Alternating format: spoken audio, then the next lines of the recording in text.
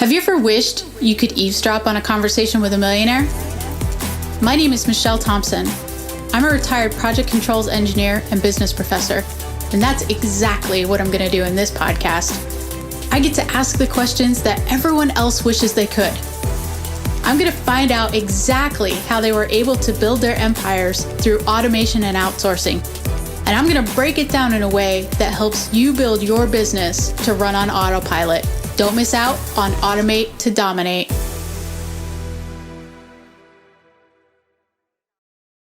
From author Donnie Bovine comes the book, How to Be a Success Champion, available on Amazon. After years of living other people's dreams, author Donnie Bovine decided to jump out on his own and start a business, thinking it would be easy. Instead, he had a rude awakening and quickly understood that he had spent 20 years being an employee and had no idea how to be a business owner. His business was tanking, and he was on the brink of losing everything when he decided to fight for business freedom. In this must-read and life-changing book, author Donnie Bovine shares with readers his story intermingled with lessons learned from his mistakes and his failures. In How to Be a Success Champion, you will find advice the author received from mentors and how he went from zero to a six-figure business. The author walks you through the steps of how to get out of your own way, how to play the game of business and win, find your strengths, how to network effectively, how to build a personal brand, how to create champions for your business, how to get great at sales, how to take complete ownership of you and your business. How to Be a Success Champion from author Donnie Bovine, available on Amazon in both Kindle and paperback editions. Order your copy right now. Hello, everybody, and welcome. Today's guest is Nathan Hirsch. He is the co-founder at OutsourceSchool.com, and he's actually scaled a business from a $5,000 investment to over $12 million in revenue in 4 years. Just 4 years, and then he sold it. So, Nate, thank you so much for joining us on the show today. I really, really appreciate your time. Yeah, thanks so much for having me. Excited to be here. I love talking hiring and scaling. It's a lot of fun. Yeah, absolutely. So, can you give us a quick background about, how you got where you are today? Yeah, so I was a broke college kid. My parents were both teachers. I grew up with the mentality thinking that I was going to go to school, get a real job, work for 30 years, retire just like they did. And my parents are great, super supportive, but I knew that I did not want to do that. And it was never more evident than when I was working 40 hours a week, when I was an intern going into college, throughout college, until about my sophomore year. And I kind of got a glimpse into what life was like after college, and I didn't want any part of working for someone else. So when I got to college, I started hustling, and I ended up building a textbook business, buying and reselling other people's books. And I did that for a while, and until I got a cease and desist letter from my college telling me to knock it off. So that was my first glimpse into being an entrepreneur. And from there, I sold some books on Amazon. This was 2008, 2009. No one really knew what Amazon was. And I started experimenting selling on Amazon, and I eventually came across baby products, which is a great niche. If you can imagine me with more hair as a 20-year-old single college guy selling millions of dollars of baby products on Amazon, that was me. And that business really took off. And I really struggled to hire people in person, being a young entrepreneur surrounded by college kids, and the college kids weren't very reliable. And I looked at remote hiring as a solution. And using the Upworks, the Fivers of the world, I found some good people, but I really hated the process of posting a job, going through 50 applicants and not having any protection if anything went wrong. And finally I said, you know what, I'll build my own platform. And that's when the idea of FreeUp came about, a marketplace that we pre-vet freelancers and VAs before they get in, match them up with clients quickly on the back end, have 24/7 support in case they have even the smallest issue, and a no turnover guarantee. If someone quits, we would cover replacement costs. So we launched that with a minimum viable product, $5,000, a really crummy software, and people loved the freelancers. They loved the customer service. We were able to invest in the software and scale it and grow it very organically. And about 4 months ago, we sold it to a company called The Hoth, which is actually an hour and a half from me in Tampa. And they're an awesome company too. And that's a whole other story. But that's a short version of how I went from a broke college kid to books, to baby products, to a marketplace, to selling it. And now I'm working on OutsourceSchool.com, which is a platform to teach people how to use and scale their business, or to use virtual assistants and scale their business using virtual assistants. Yeah. So tell us more about Outsource School. What are you guys planning? I know you got lots cooking there.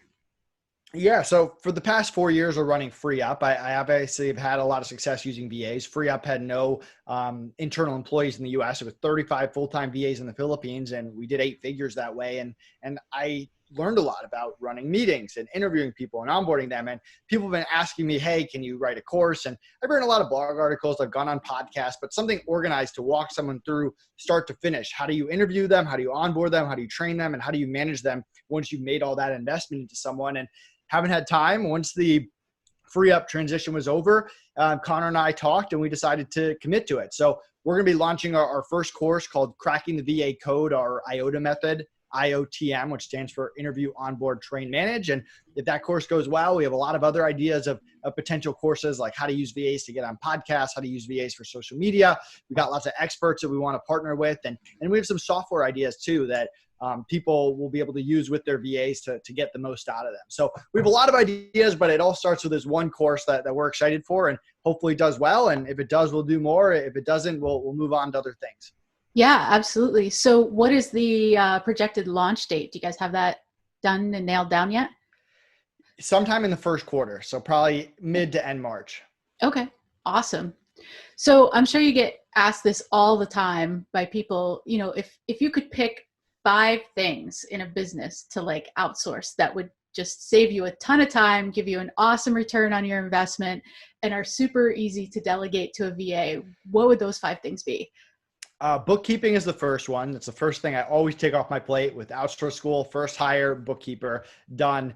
Customer service is the next one. I think people spend too long doing their own customer service. Executive assistant would be third, someone to go through your own inbox, to manage your meetings, to do certain tasks for you that just come up in the life of an entrepreneur. Social media is another good, easy one that a lot of people should use. I know I've been using VAs for social media for years. And lastly, lead generation or data entry. I mean, there's so much as an entrepreneur that you can just do research on, whether you're interested in going on podcasts or YouTube channels, or you want research on your competitors, whatever it is. Having a VA that you can teach to gather data for you and put it in an organized way, or help you reach out and do lead generation, that can be the key of some really good business acquisitions. Awesome. So by sending those 5 things other places and, not having to wear those hats anymore, how has that actually helped you to increase the revenue in your company? Well, to me, an entrepreneur should be focused on the big picture stuff, the sales, the marketing, and the expansion. And if you're stuck doing the bookkeeping, or you're stuck responding to every single customer service email, you're not maximizing your time on the big stuff. So that's really what it comes down to. Especially in the first few years of your startup, you should be focused on sales. If you don't get sales, nothing else matters, and sales cures a lot of the issues. So forming a team around you to handle a lot of the small stuff, you can still be involved in the strategy, but they handle the execution. So you can focus on the sales and the growth and the new clients. That's really the key of what outsourcing allows you to do. Yeah, absolutely. So in the background, what systems do you have in place to make sure all that works like a well-oiled machine?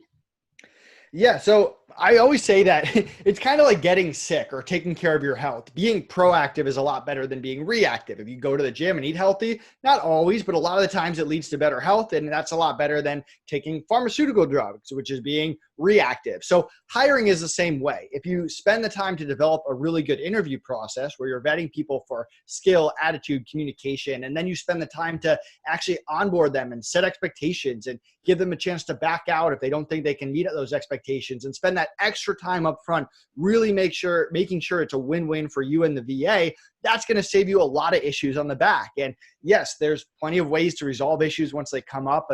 I just recorded a whole segment about this for the course today, about how you pause everything, take a step back, reset expectations if there's an issue. But I've talked to a lot of clients over the years that have hired VAs, and almost all the issues is because there was something messed up either in the interview process, picking out the VA, or the onboarding process, really setting the expectations and really making sure the VA knows what they're getting into. So that's kind of my overall thoughts on it. So what does your interview process look like? Yeah, so we have what's called our care process, which we kind of go into depth in the course for, but it's 16 questions. It focuses on culture, it focuses on attitude, it focuses on finding red flags, it focuses on their experience, of course, and you're going through it to really see, hey, does this person have the experience that they say they do? You don't need everyone to be a 10 out of 10. They could be a 5 out of 10, a 3 out of 10. What you care about is how honest they are and what they can and cannot do relative to the job. And then looking for what is their attitude. Are they going to get along with people in the team? Are they just motivated by money, or do they actually like being a graphic designer? So digging deeper rather than just, oh, you're a good graphic designer, work on my project, and trying to figure out who is this person as a person? How are they going to get along with the team? What's their long-term vision? Are they looking for something long-term, short-term? Really diving deeper to understand them before you even start the onboarding process. Yeah, every one of those in my experience has been like absolutely huge, because I can easily take somebody and train them, but I can't give them the will to work. I can't give them, the motivation. I can't give them a good culture fit for my company, that kind of a thing. So those are huge. And I think people look over that because they're so overwhelmed. They're like, oh, I just need to dump this off my plate. And like, that's the worst thing you can do. Right. So what are some red flags that you've run into? I mentioned people that their number one priority is money. Those are the type of people that the second they get a higher paying job or project, they're out the door. Other red flags would be responding slowly during the interview. If I'm doing a Skype or a Slack interview with someone, I always do interviews via some kind of texting channel. I never do it via phone or Zoom or anything like this. And Connor is actually doing that section of the course. He's going to interview VAs in real time, so you can watch over his shoulder and he'll be walking you through it. But if they're taking a long time to respond, that can be an issue. Obviously, smaller stuff that you're used to, like showing up late for the meeting, not being prepared, stuff like that. But a lot of it is diving into questions and trying to figure out the why behind every question. It's easy for someone to say, hey, I'm a graphic designer, but why are you a graphic designer? What's the reason behind it? Why'd you get into it? And that's the stuff that really matters. Yeah, absolutely. So it's diving down into the real reason as opposed to just the cursory answer that they're going to give you first. And yeah, right. That's where the like interview process really, you got to dive in and you got to make them, well, for a couple of reasons, at least for me personally. I always try to take them off script as much as possible, because you're going to get to know who they are a little bit better. You're going to figure out how good their English is. You're going to figure out how much they understand the English language, right? And then English is a big one, right? Yeah, exactly. Yeah, and then how like if they're having a hard time understanding what I'm saying, if they're just going to be building a website, that could be fine. But if they're on my customer service team, that could be a huge problem, right? Especially if they're talking to customers. So awesome things to think about. Yeah, those are all good points. And yeah, when you're going through text, a lot of times you can see how well they clearly understand questions, how well they can write, which is a big translation into a lot of different tasks depending on what the role is. So yeah, I completely agree. Yeah.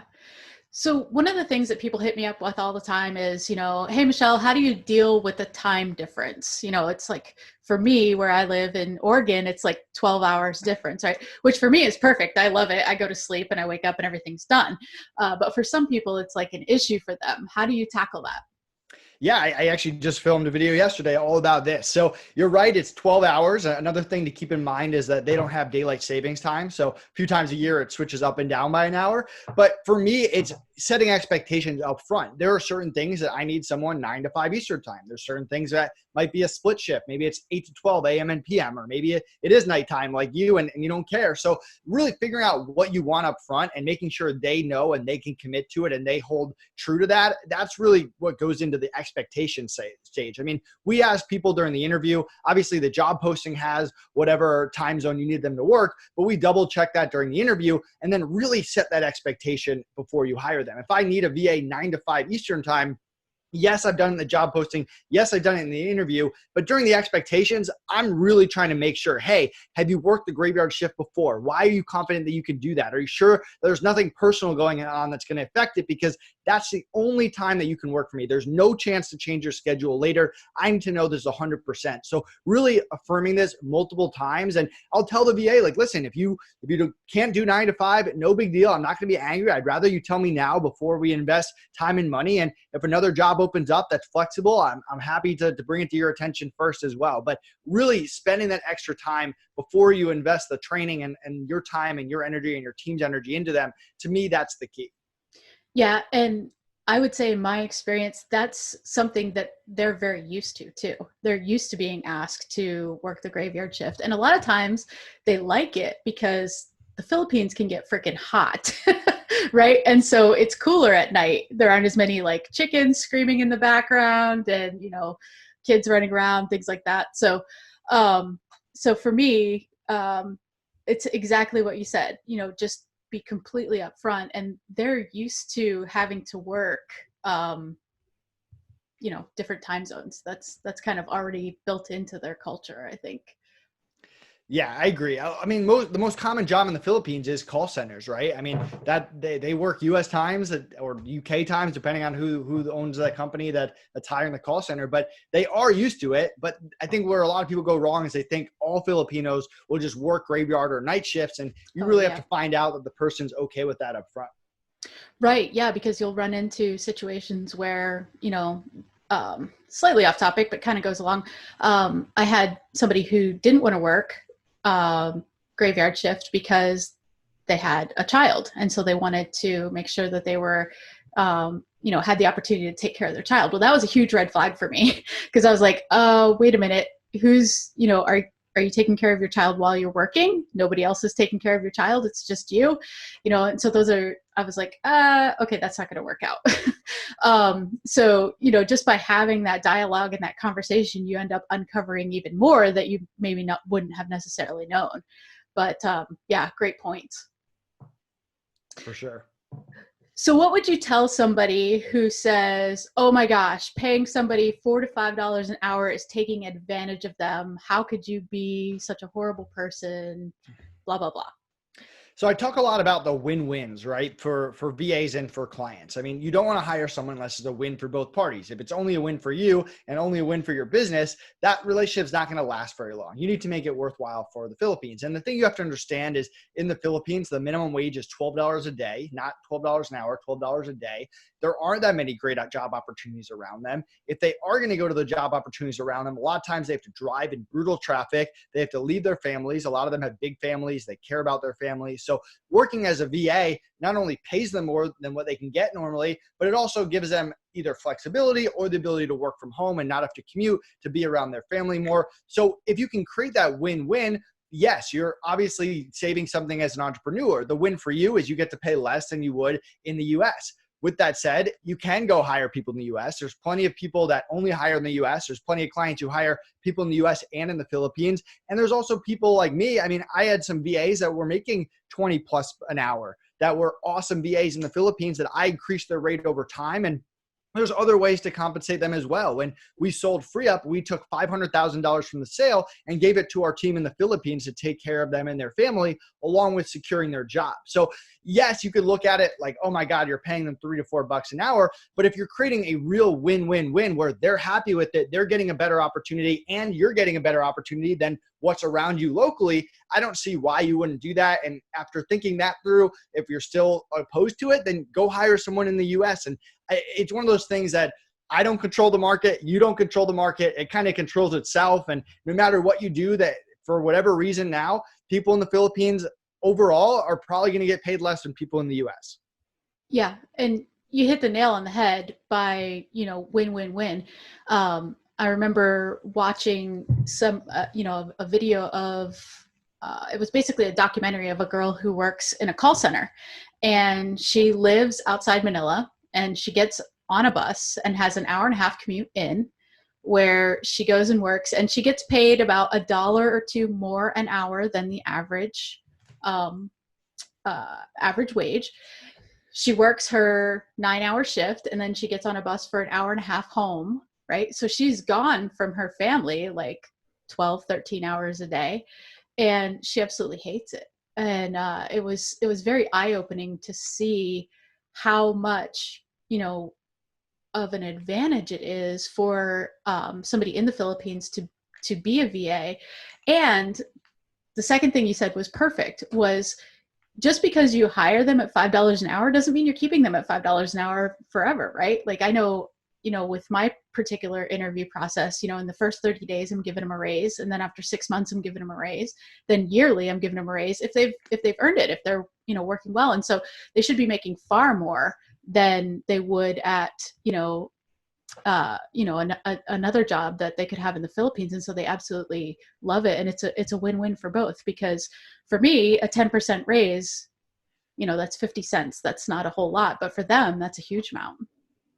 Yeah, absolutely. And you can hire VAs at $10 an hour and still save money from the US, and they're going to be thrilled if you pay them $10 an hour. So you have the creativity and flexibility. The other thing that we did with our team leaders is we made their pay go up as the business grew. But by FreeUp, we measured growth by billed hours. So every time we hit over the next tier of 500 billed hours, so 1,000, 1,500, 2,000, their pay would go up by 50 cents an hour. And if hours went down, their pay would go down. So that motivated them to help grow the business. And some of them started at 3, and by the time we sold it, they were over 20. So there's different ways for you to go about it. Yeah, absolutely. So what processes do you put in place to actually protect the business? I mean, everything's in the air, it's all virtual. I know people get a little skittish, they don't feel like they can trust somebody in another country. What have you done to combat that? Yeah, I mean, here's the thing. At some point, you're going to have to trust someone, right? Whether you're hiring remote or in person. If you're just doing everything yourself forever, your business is going to have a ceiling at some point. So you're going to have to develop that trust. Even if you hire your best friend to sit right next to you, there's always a chance that they steal your information or do something stupid. Like there's nothing you can do to make that risk zero. But you can do smart things like on the interview process, hire people with a good attitude that actually care about it. And those people tend to be more honest and not try to hurt you later on. You can treat people well and build relationships with people, which is probably the biggest thing. And it's way better than any NDA. Are you really going to chase someone across the Philippines over an NDA? Probably not. Building a relationship is a lot more. But I mean, other things you can do is you can use systems like LastPass. So if you let someone go, you can quickly remove their access. You can divide it up. So if you have 5 VAs doing different things, divide their access up so they only have access to the thing that they're doing. If you're using, let's say, an Amazon business and you need to upload products, you can give them user permissions, but if you don't even want to do that, you can download the Excel, give it to them, have them send it back to you, and you upload it. So there's different ways to get creative depending on how I'll use the word paranoid for lack of a better word, but how paranoid you are of someone hurting your business or stealing your information. But from my side, I mean, with FreeUp, my team leaders had access to everything. Marius, who the team leader of billing, knew how much Connor and I were making. He paid us. He had full access to our bank accounts, our credit cards, our books, like everything. So for me, if I can't trust someone to run my business isn't going to go so far. I can't be checking every little thing at every single time. So that trust element is huge. And you don't just hire someone and give them everything. You build trust with them over time. And that's usually a much better way to do it. Right. And if you think about it, that's kind of the exact same thing you would do if you were if you were a business owner and had a brick and mortar business, right? You don't just hand the day one you hire somebody, you don't just hand them your credit cards, right? Same deal. Exactly. It's just people kind of get a little freaked out by the virtual thing. But it's virtually identically the same thing. So what's the biggest problem that you've run into outsourcing? I've gotten pretty good at this point. I mean, turnover was huge at the beginning, mostly because I just didn't understand hiring from the Philippines. And it took me a little while to learn that they're a little bit more emotional, a little bit more shy. I tend to be a very direct to the point person or entrepreneur. So that took a little bit of getting used to. Communication took me years to figure out. I've learned how to be clear, how to use emojis to really express what I'm saying instead of sometimes having my words misinterpreted. But it's all a learning process over time. I mean, no one has a 100% success rate, but the difference between being at 85% and 40% a lot of times is the difference between success and failure in your business. So for me, I like to focus on the processes. If bad people are getting through my interview process, what can I do to improve that? If people are starting and we're not on the same page with expectations, how do I fix the onboarding? If it's taking too long to train or they're making mistakes, how do I fix that? So if you break everything down to a process, even having a process for firing people and maybe doing an exit interview or however you go about it, that's a much better way to approach it. And then everything is just one process solution away from being built. So I always hear people like, oh, you can't outsource that. You have to hire this in person. I outsource everything. I'm never going back to hiring locally or having an office. So I'm a big proponent of just outsourcing in general. And at this point, I haven't had some major struggles. I would say one of the hardest things is hiring developers, especially if you're an entrepreneur that doesn't know code like me. So you kind of have to learn enough to be dangerous without actually being able to do the code. And you also have to learn a different method of communication, because communicating with a developer is a lot different than communicating with a VA or a lot different than communicating with a business person in the US. It takes a much more detailed form of communication. Yeah, absolutely. So you hit on something that a lot of people run into, and that is the cultural difference between, you know, an entrepreneur in the United States and the culture in the Philippines. Talk to me a little bit about that. What are Filipinos generally like, and you know, what's their culture? How did you have to adapt to that? Yeah, what was cool is I actually took my longtime VA, Chicky in, and I asked her, like, what should people know about, well, I did this back when I first hired her, but I did it again before we made this course, and she helped me build out it. She didn't help me, but she answered some of my questions to point me in the direction of everything that I need to make sure to include in this course. So we have a whole section about learning about the Philippines, and a big part of it is they love family. They're all about family. And that goes in two ways. First of all, they have large families. We mentioned the whole not wanting to commute, working from home, which could also lead to personal issues if they're the only one that's taking care of the families. But on the flip side, they love family so much that if you create a family environment in your team, they're not going to want to leave the family. And though that kind of overpasses a lot of the stuff like pay and maybe other things that you might not be able to give them, building a strong sense of family is important. I mentioned being shy and getting emotional and sometimes taking things personally, which sometimes takes a little bit as an entrepreneur. It usually takes a little bit to get them to ask questions or get them to tell you when they have an idea or get something wrong or anything like that. So sometimes you have to make them feel comfortable a lot more early on.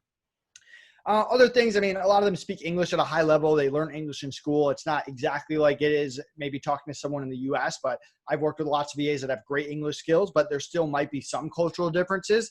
I would say one of the good things is they consume a lot of the same stuff that we do in terms of music and sports and video games. So a lot of times if you're selling a US product or selling a US service, they're somewhat familiar with it. Whereas if you went to a different country that they might not be. So there's a lot of pros for hiring in the Philippines. There's a lot of things that you should be aware of.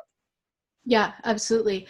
And I think one of the early mistakes that I made was when I first started interviewing, I had a gal who was super, super shy. And we get on a video interview, which terrified her. And we were like 2 questions in, and they were like super generic questions. And she just started crying. And I was like, oh my gosh, like, Jan, what's wrong? And she's like, Miss Michelle, I'm so afraid that you're going to think bad of me because my house is really dark today because the sun didn't come out. And I went, what? like completely blew my mind. Like, she was so worried about that. And like, so it's just you know, they're very polite. They're very conscientious. They're very family oriented, you know, and it was a shock, you know, a super big shock to me. So yes, if you get somebody crying on your interview, just talk them through it. I did it. So, and she was a great employee. She was absolutely wonderful. But she was just so nervous about the fact that she didn't have enough lighting for the video.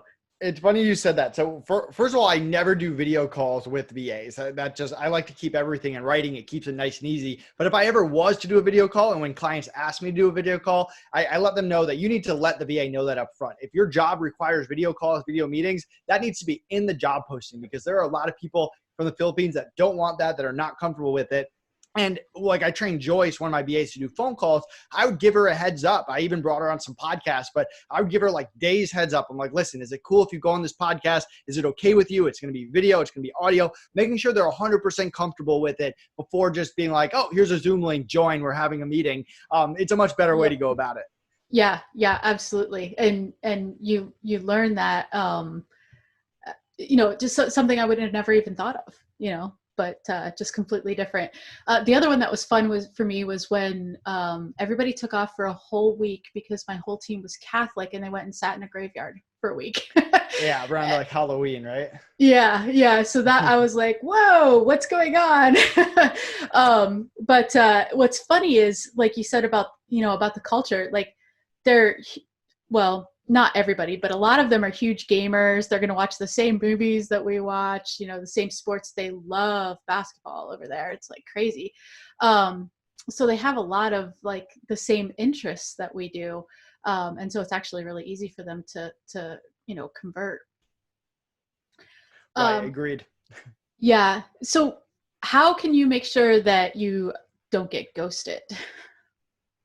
Yeah, like I said, a lot of it is proactive. So doing well during the interview, setting expectations, having a short leash. A lot of times it's reflective in your team. Let's say you have 5 BAs and you're putting up with people being late, you're putting up with people missing due dates and assignments, that carries over. I mean, for me, it's all about communication. If someone has an emergency, if someone loses power, personal issue, if they communicate, great. If they just disappear and don't say anything, I'm probably not working with that person anymore. I don't really put up with disappearing. There's other tips that I have, building that relationship, connecting with them on social media. If you use my old company, FreeUp, which I still strongly recommend, they keep copies of people's ID. They have emergency contact information. But if you're not using someone like FreeUp, get an ID, get their emergency contact information. People that are very flaky that disappear probably don't want to give you that. And I wouldn't go overboard and ask for a passport and social security number and stuff like that. But a normal license or ID is pretty normal. I mean, there's nothing you can do to prevent it 100%. But if you set the expectations, you set the expectations in your team, if you build a relationship and get to know them on a personal level, that's really going to prevent it. In our course, we have what we call our BARF method, which is a funny acronym, but it stands for getting them to buy in, showing appreciation, building a relationship, and creating that family that we talked about. And if you get them to buy into the company and not just create it a job, if you show appreciation constantly and don't just talk to them when they do something wrong, if you build a one-on-one relationship with them and talk to them about movies and sports and not just about work all the time, and if you build that family environment among the team, those are the kind of things that prevent the disappearing from happening to begin with. Once they disappear, yes, you can call their emergency contact number, you can put their pay on hold, stuff like that. But it really all comes down to being proactive. Yep, absolutely. And I kind of jumped the gun there. I realized while we were talking about this that, if somebody's brand new listening to this podcast and doesn't know what ghosting is, explain that to us, would you? Yeah, I mean, 2 ways of ghosting. One, the VA just disappears for a few days and comes back like nothing ever happened. And then second, they just disappear and you never find out what happened to them. And it could be that they were too embarrassed to tell you that they were quitting. It could be that something personal happened to them, or God forbid they got injured, or they died, or whatever it is. But for whatever reason, it's common in the Philippines. The other part of it is setting expectations of what happens when there's a power outage, when you lose internet. Getting them to create a backup plan is incredibly important. And VAs that are one issue away from, I always tell VAs that I don't work with VAs that are one personal issue or one power issue away from not being able to work for an extended period of time. There has to be a backup plan in place. There has to be someone else who can take care of your family. If you're one issue away from not being able to work, that's really too big of a risk to work on my business. So a lot of times you're hiring people that are holding a lot of stuff together in their personal lives. And when one piece falls, they no longer can work. Yeah, absolutely. That's huge. That's something that I go over explicitly in the interview process. What happens when, the power goes out? Do you guys have scheduled power outages? Do you have a cafe that you can go to? What about your kids? What about, your grandparents? Are you responsible for taking care of them? Who's going to take care of them while you're on the clock? All these things that you wouldn't, now that we're, used to the culture, it comes second nature, but for somebody who's just starting out, they may have absolutely no clue. So just a heads up there for you guys. So what would you say to somebody who says, you know what, I've tried outsourcing before and it just didn't work? Yeah, I mean, chances are there's something wrong with either their interview process, their setting expectations, how they train them, or how they manage them afterwards. And I'd probably have to dive deeper into them and what they're doing, and obviously propose that they follow our IOTA method, because it's worked for us. And I don't know, it's one of those things. And I always find it funny when people are like, oh, I'm going to give up hiring, I'm going to give up outsourcing. Hiring is a big part of being an entrepreneur. If you can't hire, you can't delegate, you can't outsource, you can't grow your business. And let's say that you run a marketing campaign and your marketing campaigns fails, you're not going to go around saying, oh, I tried marketing, it didn't work for me, I'm not going to do marketing anymore. Business doesn't work like that. Hiring and outsourcing is a fundamental part, especially when in the year that we live in right now, and you have to figure out how to get better. You got to improve your process. You got to learn from the mistakes and dive deeper. Yep. You hit the nail on the head. It's a skill, right? And a lot of people don't think of outsourcing as a skill. Like, I need to learn marketing. I need to learn copywriting. I need to learn outsourcing. It's a skill that a lot of people don't think of. So I would say, just like you said, somebody who said, oh, I tried outsourcing. Well, just like you said, either something's messed up in your process, right? You're expecting them to be a mind reader, or, you you need to work on you. You haven't developed your skill up yet. So, so what would you say to somebody who says, I don't want to outsource because I don't want to take jobs from the United States economy? I mean, you can go hire people in the US. It's funny. So I've seen so many examples where, let's say a startup starts off and they don't have a big budget. They don't have a high revenue. They hire some VAs. The VAs help them grow their business. Now they have revenue. They open up an office. They hire US employees. Well, those US employees wouldn't have had a job if the person couldn't get help to start their business to begin with. So it doesn't always happen. Just an example. I also know plenty of people that have lots of US employees and they're paying the US employees $50K plus a year, and they don't want the $50K plus a year person doing $5 an hour tasks. So they give a VA to each of their full-time employees. So there's lots of ways to go about it. Outsourcing is not for everyone. You don't have to do it if you don't want to, but there are creative ways to go about it to make sure that it still benefits people in the US. Yeah, absolutely. And I think I talk a lot about, having the difference between, super niche skilled work and unskilled work, like data entry, things like that people in the United States don't necessarily want to do, that you're able to offsource. And you gave a great example. What if you gave each one of your full-time employees a VA and just took half the stuff off their plate? How much more amazing would they be? So that's a great thing.